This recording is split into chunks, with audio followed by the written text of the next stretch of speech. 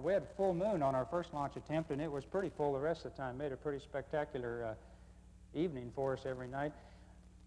NASA has these cameras, these secret trick cameras that look right through your hair on the back of your head. I noticed it.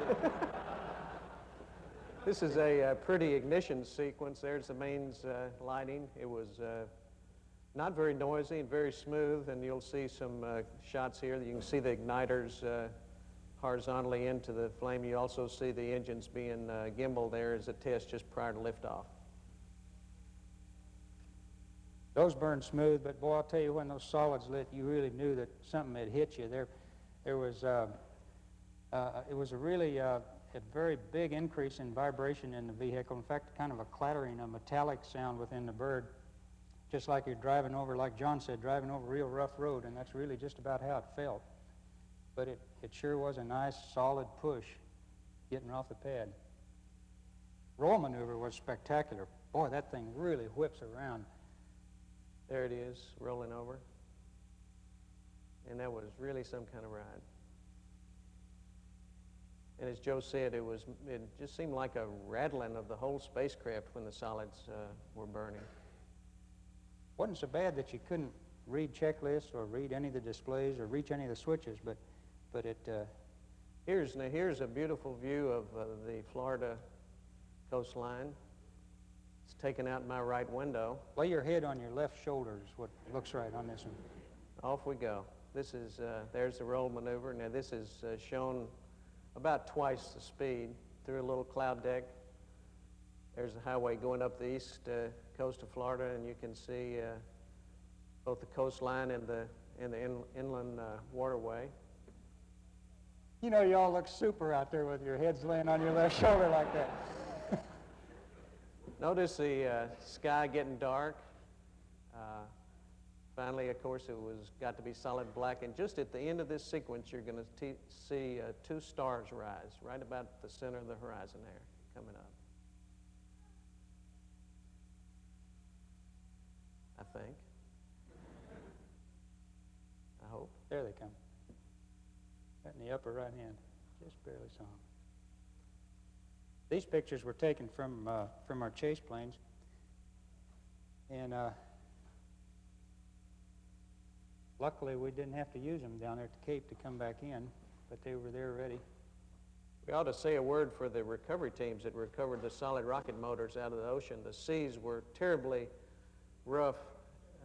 This is a beautiful view of separation. You can see the three main engines lit, and we're done with separation. Just like John and Crip, the windows were completely enveloped in flame. At any rate, the seas were really rough the few days after the launch, and those teams really did a super job to get the solid rocket motors out of the ocean.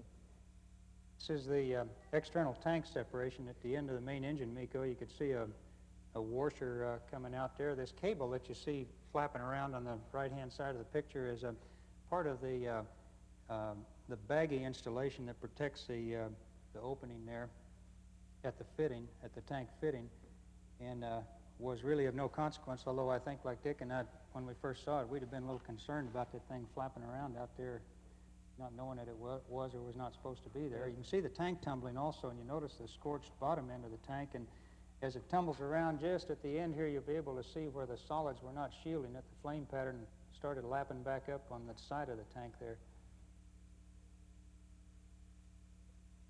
This is the fun starts here on orbit. Here's a couple of tourists supposed to be working and telling Houston that they are, but really looking out the window and having some fun. This is the area behind the ejection seats. Now we've switched to a view of, with the payload cameras, of the opening of the port payload bay door. There's the arm there stowed in the lower right, and the OSTA experiment in the center of the payload bay. This was at night, so the light you're seeing is reflections from the lights that were on inside the payload bay, and there's the light shafting across the Ohms pod and up the vertical stabilizer. Center of the payload bay here is the OSTA pallet, and in the upper center, moving to the upper center of the picture now is the Sur-A antenna, one of the major experiments on the OSTA palette.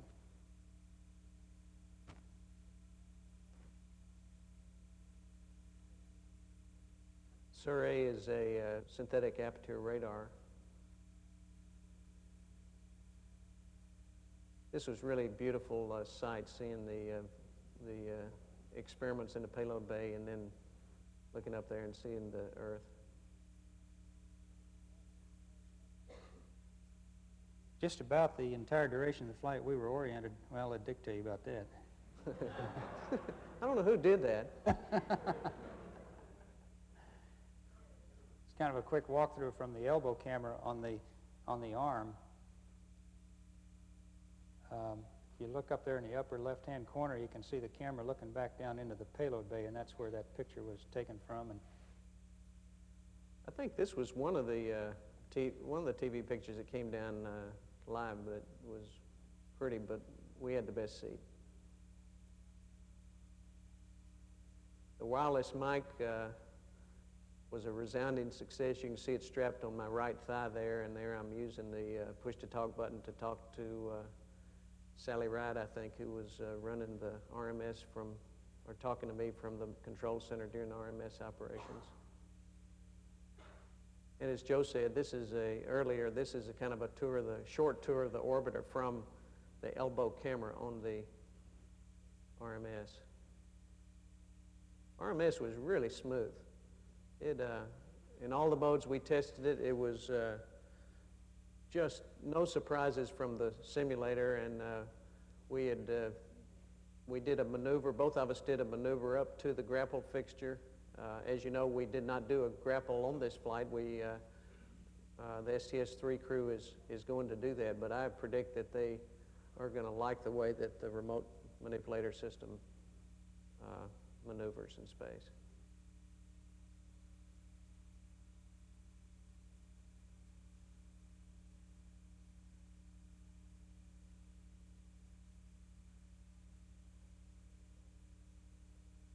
Just like all the people that have gone before us, we found that one of the big problems was housekeeping and managing books, and pencils would float by, and you'd go down the middeck and there'd be a camera out in the middle, or anything that we hadn't tucked away we'd find quickly. I think Dick is getting ready to cradle the arm now. In this sequence, you'll see how he straightens the arm out, get it into position to bring it down into to cradle it.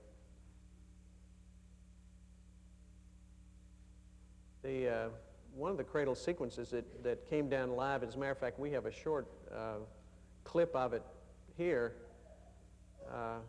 tends to make you think that the arm is kind of goosey, and I'll show it to you here, but actually is just that was not the primary mode, and it was one of the tests that we did. Actually, it was very, very smooth.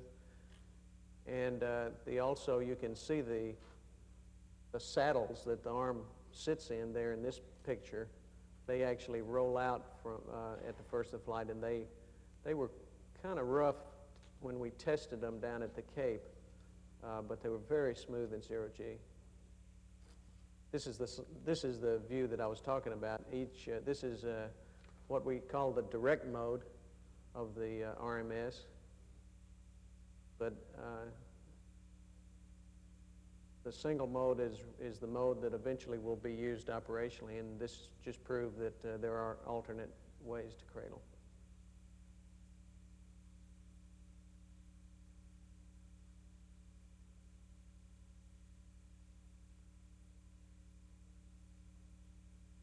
Because of the shortened mission, Dick ended up doing just about all the RMS work, and the only thing I was doing there was running cameras and making them go to the right places to get the right views of the RMS operation.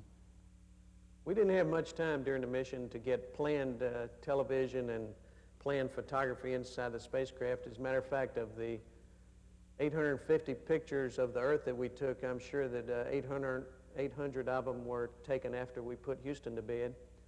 But one thing we did do one night was,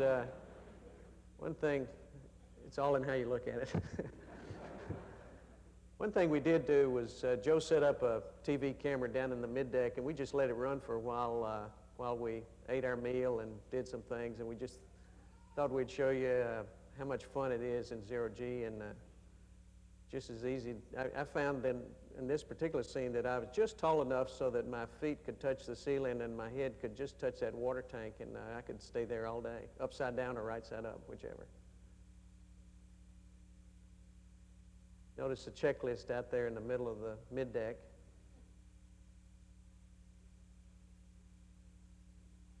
Now this is the part that sure beats working for a living, I'll tell you.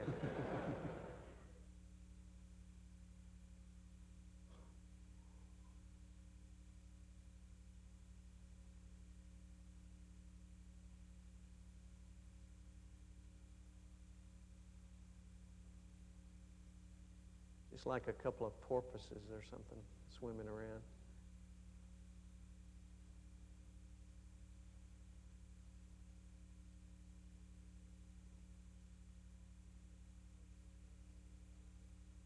We'd had the good fortune to do some homework. Well, here's one of the experiments, the nighttime optical survey of lightning that was meant to study lightning patterns and from orbit to look at different patterns, not only from cloud to cloud, but within the cloud itself. And from the meteorology standpoint, there are just some spectacular clouds to be seen once you realize what's happening down there.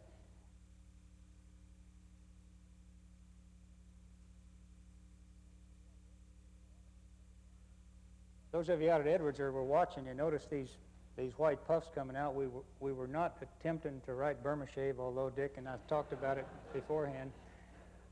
These are exhaust plumes from the reaction control jets, the yaw jets, responding to the inputs of some of the latter program test inputs, the data maneuvers that we were flying to determine the derivatives of the vehicle, the lateral directional derivatives of the vehicle. Incidentally, the airplane, throughout the entire entry and landing phase, to the best we could tell, was just as solid as a rock. It had no overshoot, no oscillations that we feared we might see in some areas. Just a very steady, solid vehicle all the way down. Final approach, you can see the chase plane out to the side there. We did switch runways. We were originally going to land on runway 15 and take advantage of a crosswind so that we could evaluate what the crosswind characteristics of the orbiter were as we landed.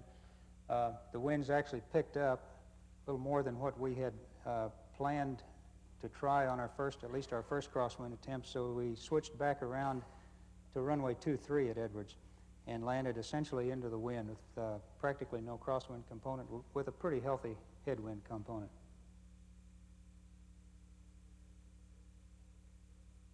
Columbia has very little tile damage after this flight, which we think is really marvelous for a vehicle this size and on only the second flight. That's not going to be a major problem in the turnaround. My main chore during the landing was to lower the landing gear, which incidentally went down right on time. And all the way. And all the way. There's a chase which did super jobs.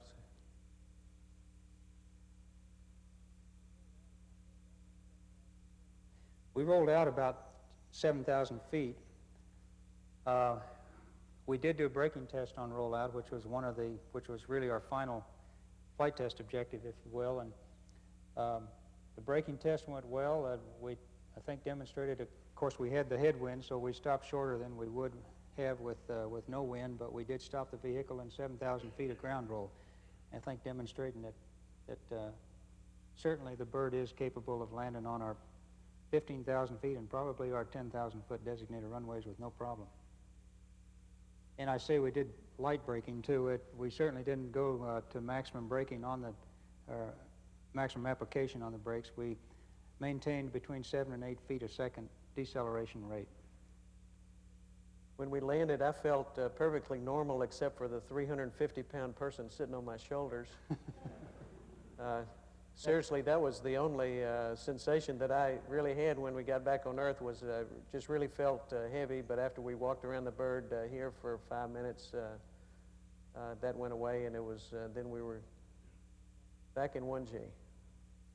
I told Dr. Kraft I thought that the only thing that's really bad about the orbiter is when you put 1G in it.